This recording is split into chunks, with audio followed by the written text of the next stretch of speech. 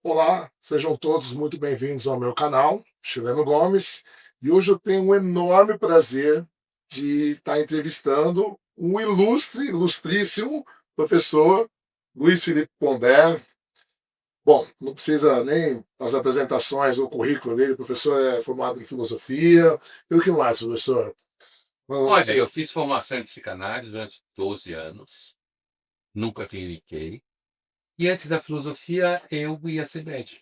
Ia ser médico, né? Aí no quinto ano eu tranquei e deu certo a filosofia, então nunca voltei. Inclusive, sua esposa é psicanalista também, A minha né? mulher é psicanalista. Sério também. Aliás, eu ia vir de blazer, eu falei, vou todo arrumado, mas eu falei, eu não vou, especificamente de camisa curta, exatamente para mostrar minhas tatuagens, que uma é Nietzsche e a outra Boa é companhia. Papai Freud. Inclusive, isso até aqui, né? Eu tenho um busto desse também de Freud, de Sócrates, que não está aparecendo, e de E o Freud Freud. aqui é. Né? Eu, inclusive, acabei de terminar uma especialização em neuropsicanálise. Né? Porque a gente tem uma discussão, eu queria até saber a opinião do professor, porque de um tempo para cá, né, com a ascensão muito do TCC, surgiu uma ideia de que a psicanálise é uma pseudociência. E eu sempre entro nessa seara que eu falo assim, se você pegar as origens, né, muito lá no começo, a gente está falando de começo de 1900, né, final de 1800, começo de 1900, então claro que vão ter alguns erros, mas a psicanálise foi também se atualizando com outras pessoas. A gente tem o Winnicott, a gente tem Melanie Klein, a gente tem Lacan, tem uma série de outros. E agora a neurociência ela vem corroborando algumas coisas que a psicanálise fala, por exemplo, que um trauma sofrido na primeira e segunda infância vai modificar o seu comportamento pela vida inteira. Eu queria saber, primeiro, para a gente começar, o que o senhor acha a respeito disso? Olha, então, primeiro de tudo, antes, obrigado pelo convite, chileno, estar aqui com vocês, é um prazer. Olha, eu devo confessar a você que essa discussão sobre psicanálise ser pseudociência ou não, que eu vi acontecer a partir de um livro que foi muito bem dito, na esteira da discussão do negacionismo, depois da pandemia, eu devo confessar a você, apesar de ver que psicanalistas escreveram textos dizendo que há revistas científicas de psicanálise, que há pesquisas de psicanálise de universidade, é uma discussão que, no fundo, nunca me interessou. Não interessa isso, essa discussão se psicanálise é ciência, se não é ciência. E olha que o meu pós-doc é sobre teoria da ciência, é epistemologia. Nunca me interessou essa discussão, sabe? Pelo seguinte, o Freud tinha uma expectativa, inclusive do começo da sua carreira, como todo mundo sabe, com o seu projeto famoso, que tinha outro projeto, e ele a vida inteira sonhou que um dia eu pudesse encontrar bases neurológicas para as teorias dele, como uma delas que você citou, mas de agora, e ele falava, enquanto não existia, a gente vai fazer o uso da feiticeira metapsicologia, que é o conceito que ele criou. Então, eu acho que o impacto do Freud na cultura, na análise cultural, o impacto do Freud na saúde mental, os desdobramentos riquíssimos que a psicanálise, como em outros autores que você acabou de citar, e o próprio Freud, geram no cuidado com as pessoas é tão grande que eu acho que isso é uma discussão oportunista. Se É, psicanálise é ciência, não é? E, olha, eu dei muito tempo aula usando um livro Carl Sagan para alunos de graduação em comunicação que se chamava A Ciência como Luz no Mundo Assombrado pelo Temor. E era um livro de divulgação do método científico em que ele descrevia várias pseudociências. Uma delas que ele aponta no livro é justamente teorias psicológicas em que você parte do pressuposto que pode provar uma teoria simplesmente pelo que o outro fala. E ele está discutindo isso no âmbito jurídico, que não deveria ter validade. Eu até entendo que talvez no âmbito jurídico tenha mais validade uma análise psiquiátrica, né, do que uma análise psicanalítica, mas eu acho uma perda de tempo isso. eu costumo dizer, professor, e aí se eu estiver errado, se o senhor discordar, por favor, me diga, quando me perguntam sobre isso, eu digo que, tal qual a filosofia, e é como também professor de filosofia e como psicanalista, eu digo que a psicanálise nunca pretendeu ser ciência. Né? O que Freud sempre propôs foi que a psicanálise era um método investigativo do inconsciente. né, ele propôs pela primeira vez na história uma maneira de você acessar uma parte, né, que quando ele foi estudar com Charcot, que Charcot chamava de segunda mente, e Uhum. Charcot conseguiu provar isso quando ele hipnotizava as histéricas e Sim. mudava os sintomas, ele falava, então não é fisiológico, né, é uma coisa que está num lugar onde ele chamava de segunda mente. E aí Freud, bom, Nietzsche já tinha falado também sobre isso, Schopenhauer, e eu falo inclusive que até o apóstolo Paulo, né, falava que o bem que quer não faço, o mal que não Sim. quer que eu pratique, é uma ideia do próprio É do inconsciente. desencontro entre vontade e consciência. Exato. Então, quando me faz esse tipo de pergunta, o tipo de resposta que eu dou é isso, que a psicanálise, tal como a filosofia, que devem fazer muito também para o senhor essa pergunta, entra muito no meu Instagram e fala assim, professor, o que a filosofia diz a respeito disso? E eu falo, o que você quiser. Porque a filosofia não é uma resposta última para nada, né? Ela vai te dar perspectivas. Qualquer assunto você vai achar filósofos que falam a favor e filósofos que acham contra. Então a psicanálise, ao meu ver, também não pretende ser ciência. Primeiro porque um dos princípios básicos da psicanálise é a individualidade. E um dos princípios básicos da metodologia científica é que tem que ser replicável. Então, se for replicável para todo mundo, quer dizer que está errado na psicanálise, né? É, não, é claro que aqueles que falam que a psicanálise não é ciência, é porque falam que a psicanálise não responde às, digamos assim, às demandas de uma hard science do ponto de vista epistemológico. Então, não há como falsear, Sim. né? Como fala o Karl Popper, os enunciados. Não há como testar em laboratório, não há como repetir experimentos, né? E isso tudo, então, faz com que, por exemplo, não há como não há como provar a teoria do Édipo, que todos os meninos um dia sonharam com a sua mãe e as meninas passaram a sonhar com seu pai. Nada disso é testado no laboratório. Então não é ciência mesmo, nesse sentido, Sim. né? Eu vejo a psicanálise como um continente de sabedoria, concordo com você, está mais perto da filosofia nesse sentido, e que, sem dúvida nenhuma, investigação do inconsciente, daquilo que a gente pensa, não gostaria de pensar, certo? Que a gente faz, mas não gostaria de fazer, né? Aquilo que a gente gostaria de querer, mas a gente não quer, e aquilo que a gente quer, mas não gostaria de querer. Quer dizer, todas essas formas de desencontros e contradições internas, e que, portanto, não é ciência e daí. Não é isso que eu quis dizer. E a filosofia, sem dúvida nenhuma, o Deleuze falava que a filosofia é a arte dos conceitos, né?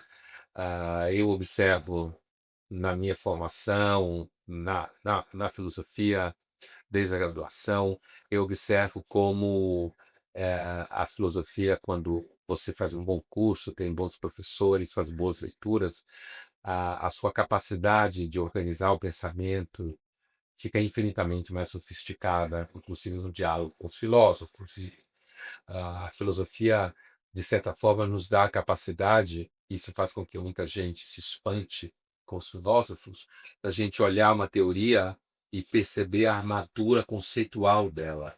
Então a gente, de repente, começa a poder criticar a teoria a partir da forma como os conceitos se organizam, entendeu? E daí, isso sem dúvida nenhuma é uma arte da filosofia, né?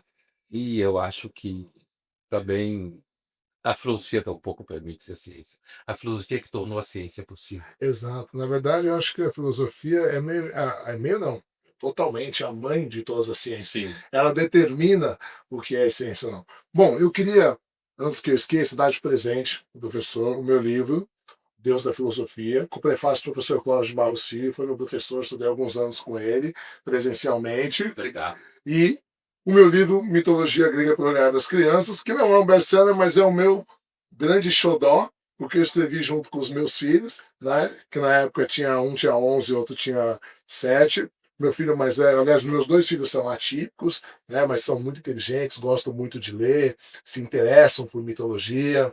E, e para mim, assim, é gratificante como professor. Bom, professor que muito mais tem professor do que eu, ver jovens se interessando por filosofia, por mitologia grega, num mundo onde a gente nunca teve tanta informação e tão pouca formação, né? Num mundo onde tem tudo possível, né? Eu falo, eu sou da época que a internet chamava Barça, Né? Isso para quem tinha dinheiro, porque quando você não tinha dinheiro, né, eu lembro que minha mãe vendeu um plano de expansão da Telesp para comprar. Antes disso, você tinha que pegar ônibus, ir na biblioteca, Sim. pesquisar. Só que, em compensação, quando você ia pesquisar, você pesquisava o assunto inteiro.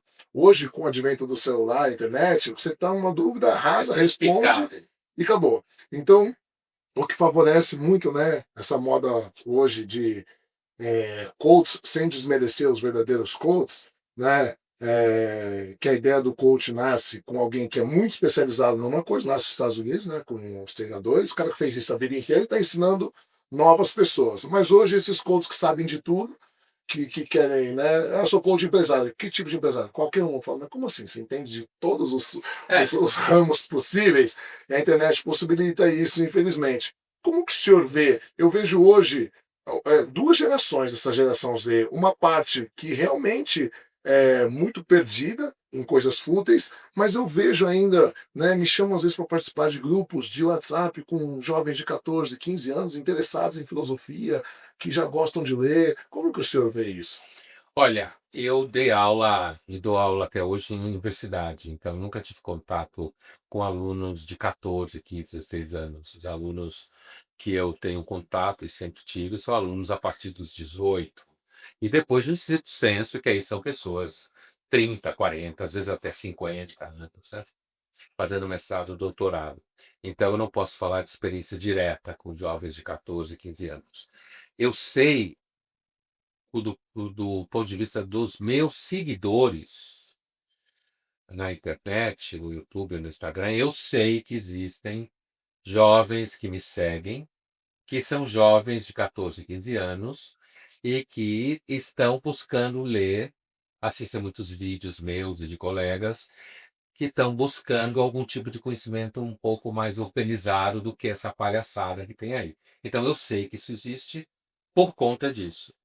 Mas não são jovens com os quais eu convivo como jovens a partir de 18 anos, entendeu? Agora, eu percebo claramente nesses 29, quase 30 anos de ensino e graduação, eu percebo claramente que há diferenças de comportamento entre jovens que passavam pela graduação há 20 anos atrás ou há 15 anos atrás, e jovens que passam nos últimos anos, né? E já antes da pandemia, Sim. eu não vi muita diferença entre antes da pandemia e depois da pandemia, né? Nesse aspecto. E os jovens hoje, em sala de aula, eles parecem menos vitalizados, sabe? Os celulares, inclusive, os consomem bastante. Eles parecem ter pouco interesse pelo conhecimento. Quando eu estou falando isso, sempre tem exceção. Sim. Porque numa sala de aula de 30 alunos, você sempre teve uns 5, 10 alunos que tocavam a aula com você, e o resto estava lá para tirar um cincão, como eles falavam. Agora é 6, mas tirar um cincão para passar. Que é Né? medíocre, né? Mas me quer Médio. passar. E às vezes até um cara legal. Uhum. Eu costumava chamar esses alunos de os vagabundos honestos. Na Estrela do Canalha Honesto do Nelson Rodrigues, Sim, sim. né? Que é um moleque que é o vagabundo mesmo e vem com essa história furada, mas que quer tirar ali um cicão e tal para passar. Então sempre foi uma minoria que esteve mais interessada, mas eu diria que essa minoria hoje está mais minoria ainda, né? Está mais em minoria e tem um outro aspecto que são muito, muito ideológicos, muito intolerantes. De novo, não são Sim. todos, né? Mas há uma presença de muitos jovens intolerantes, radicais com as suas posições, que não querem escutar mais nada, que se você falar uma palavra aqui, eles transformam isso num grande drama. Eu acho que as redes sociais propiciaram isso bastante, que eles foram girando dentro daquela semântica da bolha, Fica aquela só na bolha, bolha deles, né? repetindo uma semântica específica. Então, se o fulano falou X, então é comunista. Se o fulano falou X, então é fascista, sabe? Que eu confesso que eu tenho um certo bode disso daí. Mas assim, então eu acho que sim, existem jovens, eu vejo pelos que me acompanham, que se interessam por filosofia e por outras coisas. Muitas vezes eles me abordam na rua, certo? Me abordam andando aqui, me abordam em restaurante, me abordam andando dentro de shopping center, sei lá. Então eu sei que eles existem. Agora eu acho que está. Muitos jovens têm problemas de saúde mental, muita ansiedade, né? Muito sentimento de solidão e muitas famílias que são muito atomizadas, no sentido que são muito pequenas, então a experiência de solidão significativa, né? E os jovens de 10 anos atrás, 15 anos atrás, tinham muito mais senso de humor em sala de aula, você podia brincar livremente. Hoje É perigoso, é né? perigosíssimo É, você ter senso de humor em sala de aula. Por quê? Porque eles estão radicalizados. não basta, eu estava outro Parte dia deles, vendo com uns amigos meus uns vídeos dos Trapalhões, da Xuxa, coisa de 15, 20 anos atrás. Eu olhei e falei assim: hoje estaria todo mundo na cadeia. é. Aquele- É que isso é um problema específico do Brasil, que transformou o politicamente correto no juridicamente correto. Então, e o Brasil hoje existe um verdadeiro frisson de processo. O mercado de contencioso. E não é só estou falando de Estado, nem de STF, não. Eu estou falando de horizontal. Grupo tal resolve processar marca tal ou pessoa tal porque falou tal coisa e passa pelo Ministério Público. E numa dessa, a pessoa acusada já gasta 200, 300 pau em advogado e quebra. Eu acho o hábito que o brasileiro criou de processar todo mundo um lixo. Professor, eu sou amigo dos meninos lá do podcast Três Irmãos. E eles me ligaram um tempo Eu atrás, o senhor tive foi lá. lá, inclusive eu que indiquei o nome do senhor, porque falaram para mim, me indica alguém de direita preparado para conversar, porque de esquerda, porque assim, o mundo Ele acadêmico disse que já entrevistaram muita gente de esquerda. é muita gente de esquerda e o mundo acadêmico, a gente que conhece, né, predominantemente ele é mais dominado realmente pela esquerda. Bastante. E são pessoas intelectuais, pessoas inteligentes e tal. E o senhor falou uma coisa engraçado, me chamaram muito ano passado, esse ano, muitos podcasts para lidar com ateu versus cristão.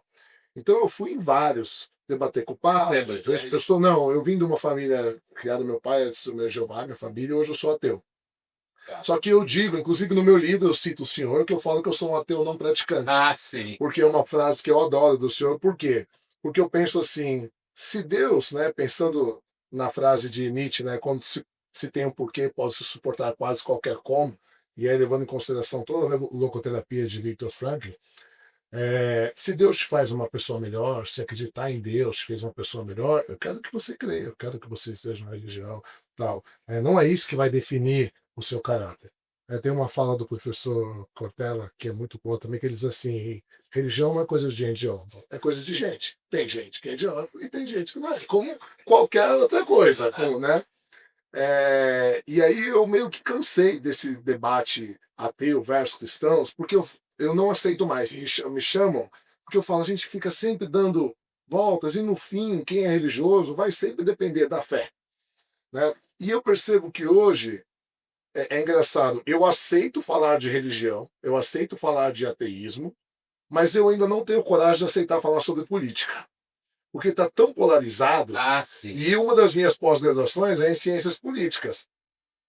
E aí, o senhor falou uma coisa no podcast que eu achei sensacional quando falou da China, que o senhor falou assim, o modelo chinês ele não é replicável em lugar nenhum. Isso me foi dito na China. Cara, achei sensacional, porque eu nunca tinha parado para pensar, porque a China historicamente ela é imperial. Então, na verdade, toda essa cultura de 5.000 anos nunca teve uma democracia onde o povo escolhe. Então, para eles, é uma coisa cultural obedecer o que o governo manda. Quem manda são técnicos especializados em mandar. Exatamente, tanto que a China de comunista não tem nada, né? De socialista não tem nada. E aí bom, meu sogro, como a maioria das pessoas mais velhas, né, tá radicalizado politicamente, eles vieram do interior ontem, estava jantando, e eu estava conversando a gente na mesa, e ele, sei o quê, porque fulano é comunista, é esquerdista, aqueles papos de sempre, né? E eu falei assim, olha, eu não me posiciono em nenhum dos lados. Hoje, do jeito que se encontra, eu não me posiciono em nenhum dos lados. Porque para mim nenhum representa nem o ideal de direita, nem o ideal de esquerda. Embora eu tenha meus contrapontos contra os dois. Mas eu falei assim pro meu sogro, o fato de você falar governo comunista já me diz que você não entende nada de política. Porque a premissa do comunismo é uma continuação do socialismo onde se acaba o governo. Por isso que eu acho utópico, né? Eu acho utópico. É utópico. Por isso que eu nem considero a possibilidade, porque isso nunca vai acontecer. E eu falei para ele assim: você já leu? Falei, lia as bases ideológicas para você entender por que, que um jovem geralmente é comunista. O jovem ideológico, né? Porque é bonito se você ler as bases. Ele falou, não, nem, nunca em Karl Marx. Eu falei, peraí, você já leu Marx? Você já Você leu não vai o entender nada. Manifesto Comunista, pelo menos, que são 37 páginas? Inclusive, eu tenho uma versão que fez o prefácio. Porque eu falo, e isso eu falo também da Bíblia, das religiões, como eu sou formado em teologia e venho de uma família religiosa, eu falo, eu tenho propriedade quando eu debato, porque eu conheço o tema. Porque até para negar, você precisa conhecer. Aliás, eu acho que principalmente para negar, você precisa conhecer. O que o professor acha desse movimento hoje, que as pessoas elas já pressupõem que sabem? Por exemplo, deve acontecer com o senhor também, que acontece muito comigo. Eles veem um corte de 90 segundos, de 60 segundos, de um podcast de 4 horas, e as pessoas já saem criticando, pressupondo que elas sabem tudo que você falou nas suas horas. Como o senhor vê esse fenômeno hoje? Olha, o fenômeno, enquanto tal, eu vejo como a fragmentação típica da forma de distribuição de informação que as redes sociais fazem. É um fenômeno típico da época, né? Seguramente não ajuda a compreensão, ajuda a interpretações as mais estapafúrdias de tudo, ajuda a você achar que você está entendendo o que aquela pessoa é, o que ela pensa. Agora, eu não vejo isso porque eu não vou às redes sociais. Eu nunca vou às redes sociais. Entendeu? Eu gravo vídeos, estava fazendo isso hoje com a Camila e a minha filha, que também trabalha comigo, e assim, e a gente estava gravando vídeos para o YouTube, vídeos para o Instagram, mas eu não tenho a mínima ideia do que acontece em redes sociais, nem na minha, nem dos outros. Meu Instagram tá no celular da Camila, no celular da minha filha, né? O YouTube é a mesma coisa. Agora, a minha relação com os meus seguidores é porque no YouTube eles fazem perguntas e no Instagram também. E a Camila seleciona, eu seleciono em cima da seleção que ela faz e respondo. Então, eu posso estar respondendo uma pergunta, eu não vou dizer seu nome, mas você vai reconhecer a sua pergunta. Então, eu tenho relação com os meus seguidores, mas é uma relação muito específica, muito pontual em assuntos de análise filosófica da realidade, jamais em baixarias ou ficar preocupado em responder o que alguém falou de mim ou aquilo. Nada, nada, nada, eu não sei de nada, não leio o comentário, na Folha é a mesma coisa, né? E isso, eu acho que isso acaba fazendo uma diferença muito grande, porque, primeiro, isso faz com que eu não fragmente a minha relação cognitiva. Eu não fragmento. Porque, como eu não estou adquirindo ou interagindo com conteúdos de redes sociais e o formato que ele tem, então eu estou interagindo com o livro, né, o tempo todo, né? Ou estou interagindo assistindo pessoas falando, ou trabalhando no Jornal da Cultura, ou no Linhas Cruzadas, escrevendo na Folha. Então, isso ajuda que eu não tenha nenhuma ansiedade com relação à fragmentação da minha cognição, do meu conhecimento. Agora, olhando como fenômeno social, esse tipo que você falou, corte específico de 90 segundos, 60 segundos de um podcast de 4 horas, isso seguramente ajuda a desinformação, a ignorância sistêmica, há inclusive ódios de todos os Sim. tipos, né? Porque essa coisa que você falou que é difícil falar de política, eu concordo com você. Eu tenho que trabalhar, tenho que escrever sobre política, seja na Folha, seja na TV Cultura, eu preciso lidar com isso, mas eu busco lidar sempre do ponto de vista mais conceitual, análise histórica, e mesmo assim, eu quando já participei de eventos mais liberais ou mais eventos de direita, muita gente achava que eu era de esquerda. Eu tenho esse mesmo problema. Porque Porque eu trabalho com segurança, tenho uma empresa de segurança, sou professor de filosofia. E nos grupos de filosofia, eu sou fascista, porque eu não gosto do Bolsonaro. E nos grupos de polícia de segurança, eu sou esquerdopata, porque eu não gosto do Lula.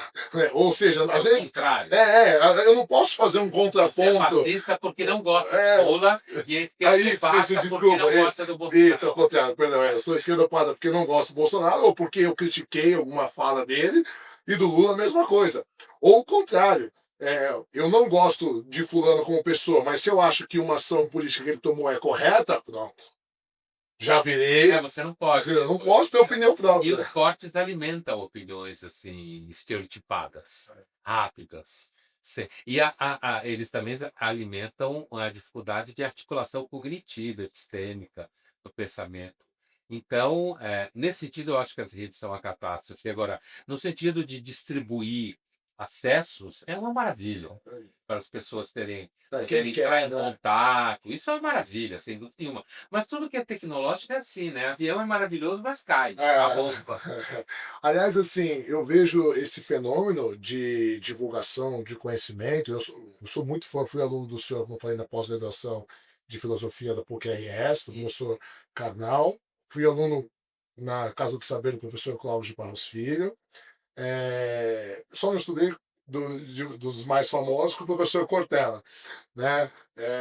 Mas assim, eu vejo vocês quatro, principalmente, como os grandes precursores de divulgação de conhecimento, porque vocês fizeram uma coisa que eu particularmente adoro fazer, que é facilitar o conhecimento. Eu acho que nós, enquanto professores, é muito chato na academia, e é muito comum você ver, quanto mais graduado o cara fala assim, não, meu artigo só dois ou três conseguem entender. E eu falo, bom, então você é um péssimo professor, né? Porque e eu vejo que esse interesse pela filosofia, anos atrás, ele começou com a divulgação dos vídeos, principalmente de vocês quatro, porque vocês entenderam que falar simples conecta com as pessoas.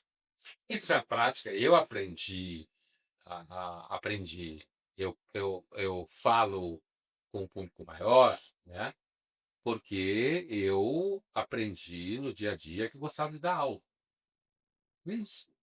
Então, eu gostava da experiência de explicar determinadas coisas para os alunos. Eu gostava da experiência de perceber eles entendendo uma coisa que eles não entendiam, certo? De que determinado assunto tinha, ou porque leu e a gente discutiu, sei lá, Otelo do Shakespeare, ou Crime e Castigo do Dostoiévski, ou Sobre Verdade e Mentira no Sentido Extramoral do Nietzsche, que isso dava a eles a capacidade de entender determinadas coisas. E eu gostei de fazer isso, entendeu? Então, isso facilitou muito para mim a entrada na mídia, né? E eu aprendi a escrever não academicamente, porque academicamente, como você bem disse, a gente escreve para um público muito restrito, e filosofia, então, profissional, cara, Chatíssimo, gente é chatíssimo. extremamente técnico, porque isso eu acho importante isso na formação, fundamental, quer dizer, a gente precisa aprender a olhar o mundo não pelo senso comum, Sim, inclusive para voltar ao senso comum. A gente precisa ser capaz de escrever de uma forma com consistência de aparelho crítico, de conceito. Acho tudo isso importante. Agora, para você se comunicar com as pessoas, você não pode escrever assim. O que eu aprendi a escrever na Folha de São Paulo. Eu comecei no Estadão, ainda escrevendo com entrevistas e tal, também na Folha, resenhas e tal. E depois, quando eu comecei a assinar a coluna da Ilustrada, eu aprendi a escrever assim na Folha de São Paulo. Quer dizer, para mim, hoje, nada ou quase nada precisa de mais de que 4.500 toques totais para escrever, para que você consiga desenvolver o raciocínio dentro daquele ciclo, né? Ao mesmo tempo que você está no lugar de um especialista que sabe do que você está falando, sei lá, você consegue pular de uma discussão sobre moral para o Batman, entendeu? Você consegue pular de uma discussão sobre bem e mal da filosofia para Anakin Skywalker, certo? Do Guerra nas Estrelas. Quer sim, dizer, sim. esse E movimento. Jovens, Guerra nas Estrelas um filme que ficou muito famoso há um tempo atrás. Depois vocês pesquisem. Vai olhar no Google, no Ah, IMDb, quer dizer, porque sem dúvida nenhuma hoje eles nem veem isso. é, Eu acho que tem uma versão jovem do Yoda pequenininho. agora Tem estão o Yoda, é o relançando Yoda aos coisas. bebê, se não me engano. É, O Master Yoda quando ele era bebê, eu não, né? Ou criança, alguma coisa assim. Ele já parece um bebê mesmo quando ele era idoso. você sabe que eu fiz uma live outro dia e me perguntaram na live. Eu gosto muito de abrir uma live que chama Pergunte ao Professor. E eu deixo aberto para qualquer assunto. Tem uns amigos meus que falam assim: nossa, como eu gosto de estudar muitos assuntos, né? Eu falo, bom, e quando eu não sei, eu falo, não sei, não estudei, tá tudo bem, não tem demérito nenhum em falar esse assunto eu não estudei e não conheço, Claro. né? Não preciso. parece que tem algumas pessoas que têm medo Tem piores. de se sentir diminuído. É pior, as pessoas percebem que você está enchendo a Isso é um linguiça. mau sinal. E outro dia me perguntaram sobre agir por dever e segundo dever em Kant, né, se não me engano, que é na Crítica da Razão Pura, que é um conceito dificílimo, né? Kant é um filósofo dificílimo, É alemão, né? alemão, bem catedrático, né? E eu dei um exemplo simples, eu falei, imagina que você sai pra balada com seus amigos, sua mulher não pode ir, sua namorada, e a mulher dos seus sonhos quer ficar com você. E você fala, não, não vou ficar porque eu não quero ficar, não acho certo, né? Eu sou comprometido e tal. Então, segundo Kant, você agiu por dever, você acha que é certo. Kant é um intencionalista, né? Agora, imagine a mesma situação que você estava louco para sair com a mulher, mas você estava com medo, e se alguém descobrir, e se alguém contar para minha mulher e tal, e aí você não sai, né? Nas duas situações, você não saiu com a mulher. Mas para Kant, na segunda, você não foi ético. Porque se você tivesse certeza que ninguém ia descobrir, você saía. Então você agiu segundo o dever. Engraçado. Falei e passou. No dia seguinte, me ligou um amigo meu, falou, cara, eu sou advogado há 15 anos, ele falou. E no direito a gente estuda muito Kant. É direito deontológico. E ele falou, eu só entendi o conceito de agir por dever, segundo dever, ontem assistindo sua live. É porque você traduziu uma questão que é a ideia de que para o Kant só importa a ética quando você introjeta a lei moral. E não porque tem um elemento exterior à sua capacidade de decisão que submete a sua escolha. Então, eu não vou pegar essa menina porque vão me ver, vão filmar, vai chegar na minha mulher, melhor não. Quer dizer, que o Kant não é um consequencialista. Se ele fosse em filosofia um consequencialista, ele diria, tá valendo, você não pegou. O resultado funcionou do mesmo jeito. Não, tanto faz. Tá valendo. Você não pegou. Você não traiu sua mulher.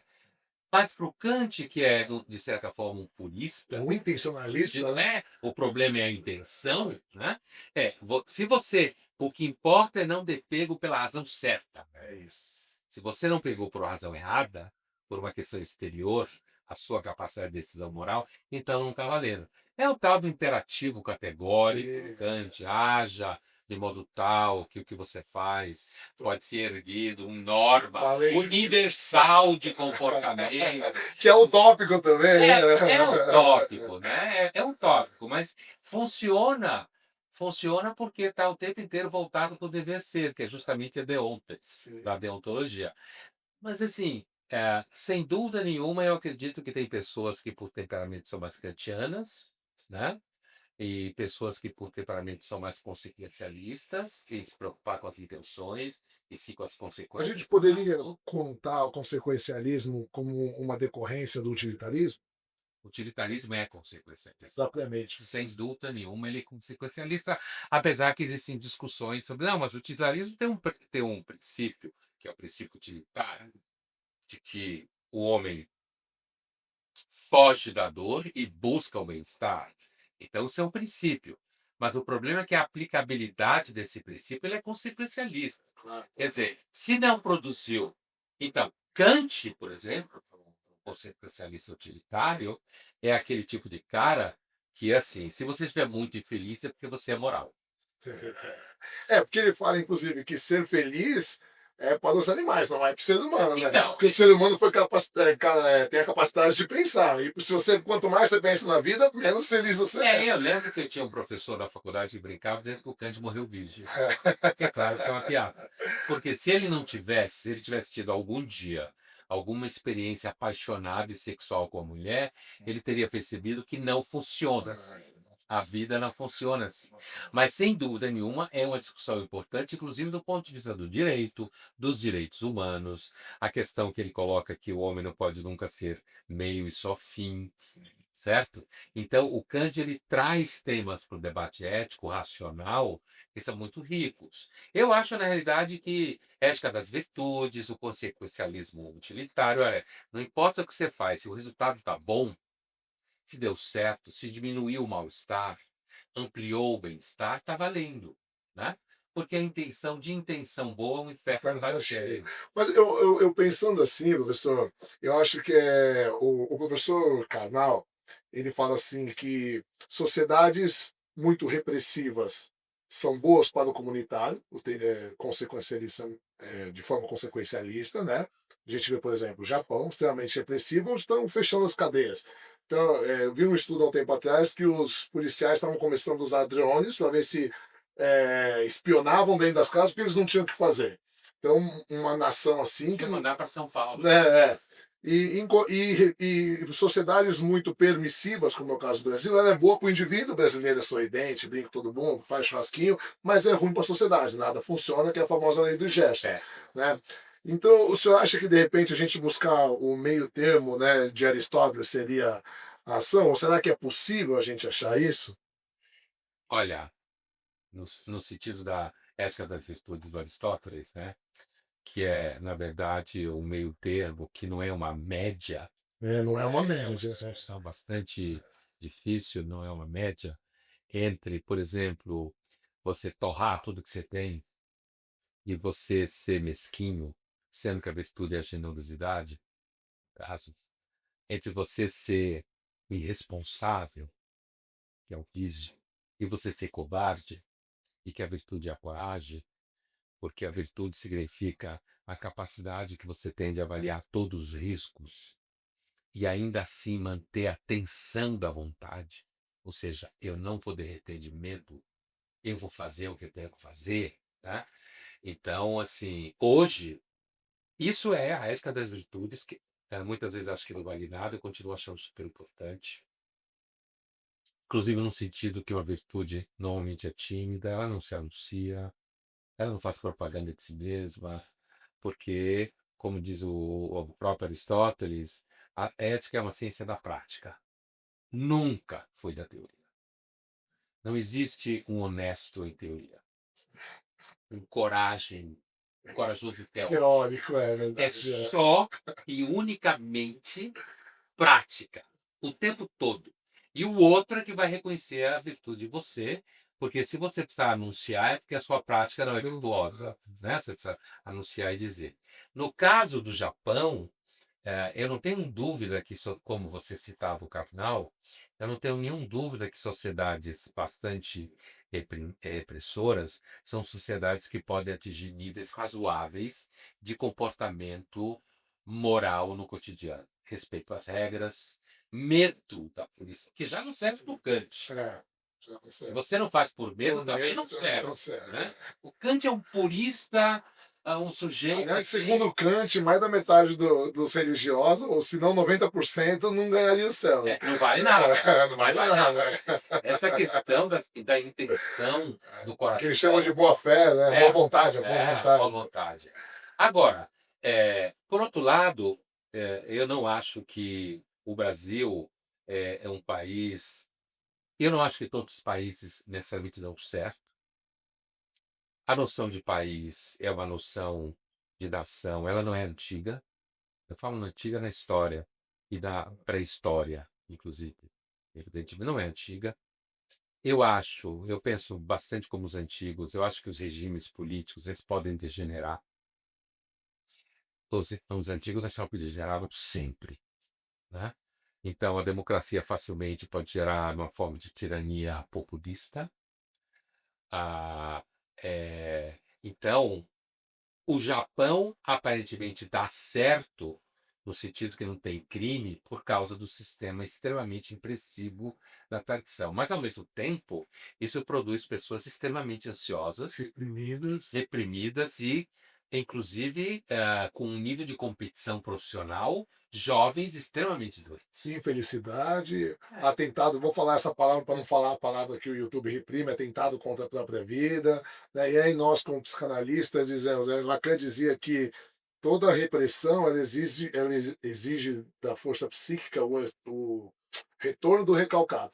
Toda a força que nossa psique faz para baixo, ele empurra de volta para cima. E aí você fica uma panela de pressão. E isso vai ter que sair de alguma maneira. Sai por perversão, sai por comportamentos, né? É muito superego do freudiano no Japão.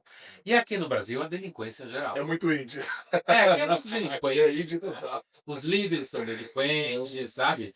E passam uma imagem para a população que pode ser delinquente mesmo. e aí não tem nada que ver esquerda e direita, é o mesmo lixo, Mesmo bicho, nesse exato. Eu sentido. falo a mesma Então, assim, então eu acho que não dá para misturar. é. O que eu quero dizer, não tem equilíbrio entre Japão e Brasil, sabe?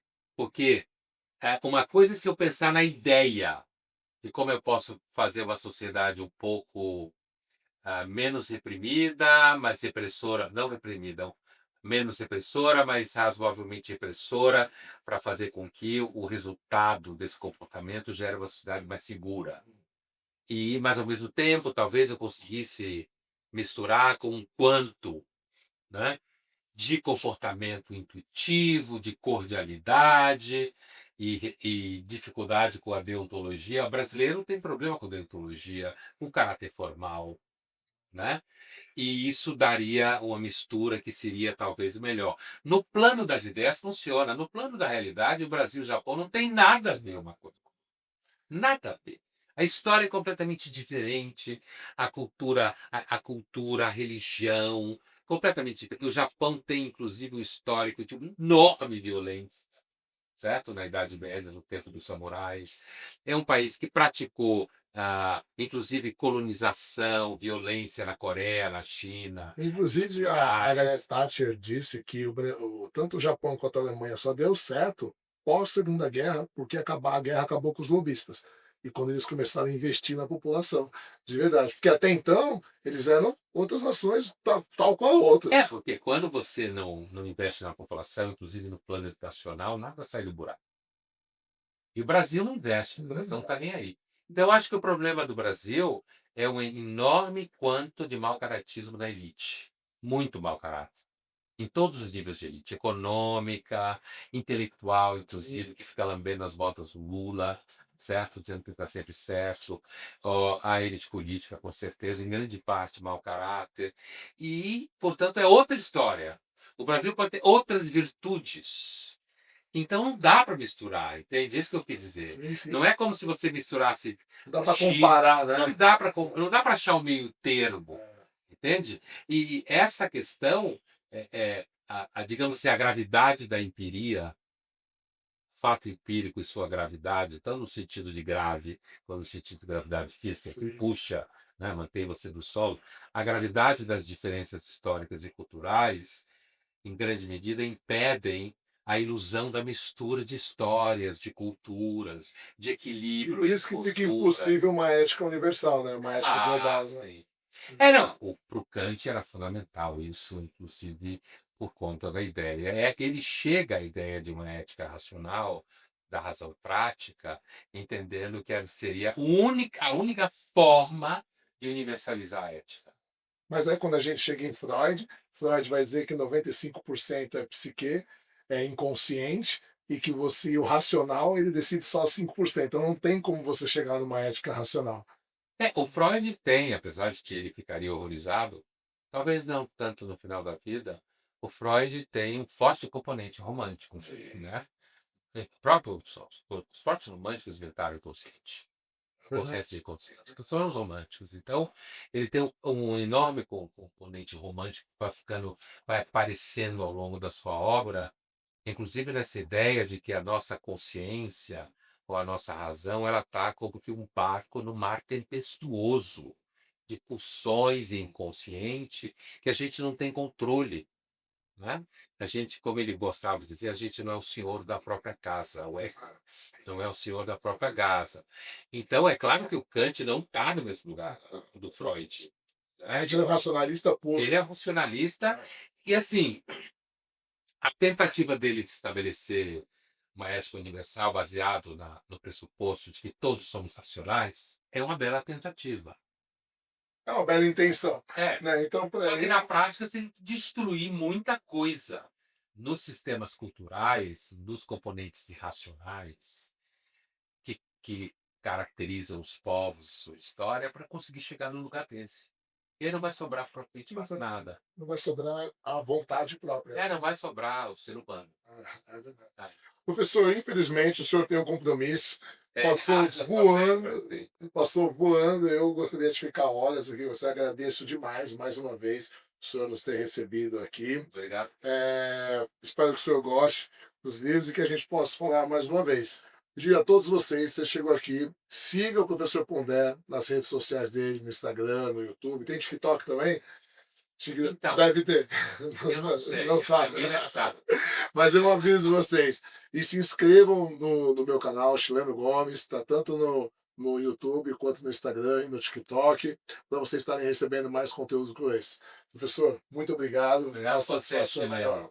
Tá bom? Tá bom. Tchau, tchau. Tchau, tchau.